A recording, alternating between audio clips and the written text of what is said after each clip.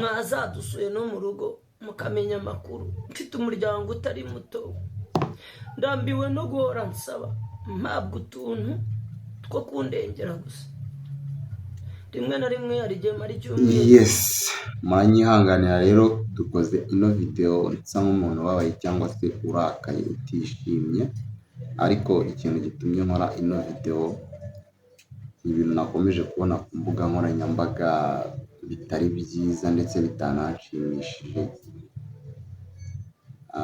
Hari benshi ndi bumentioninge cyangwa se hari abo ndi buze kumentioninga, muraza kubyihangana cyangwa se muraza kunyihanganira. Harimo Bosco Empire, hakaza Pastor Claude, hakaza n'abandi benshi ntari buvugeho cyane cyangwa se ntari butindeho cyane. Duherutse kubona ubutumwa bw'umugabo bita Theo Bosebabireba waje kuba yasikira ku mbuga nkoranyambaga cyangwa se ku mashusho media agiye atandukanye, arimo asaba ubufasha cyangwa se arimo gusabira madamu we ubufasha. Habanje uwitwa Bosco Empire araza arabimentioninga,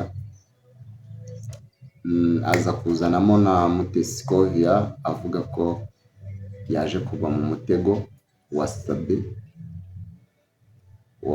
Sabe na Theo, ariko siko kuriya yakitwaye cyangwa se siyo reality yakagaragaje, cyangwa se biriya babyita gukina umuntu ku mubyimba, niko nabivuga. Sinzi nimba baraza kunyihanganira gukoresha ayo magambo cyangwa se iyo mvugo iremereye, ariko byambabaje.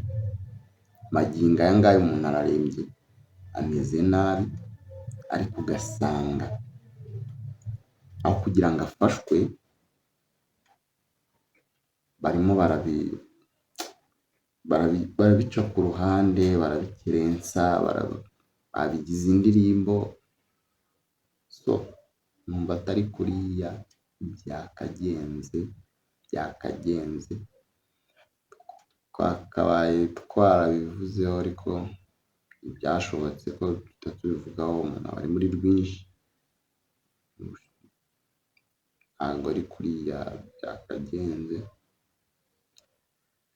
So abo mentioninze cyangwa se abo twaje kumentioninga barabyihanganira. Dukoze akavideo gato tubabaye tutishimye, gusa mwikosore.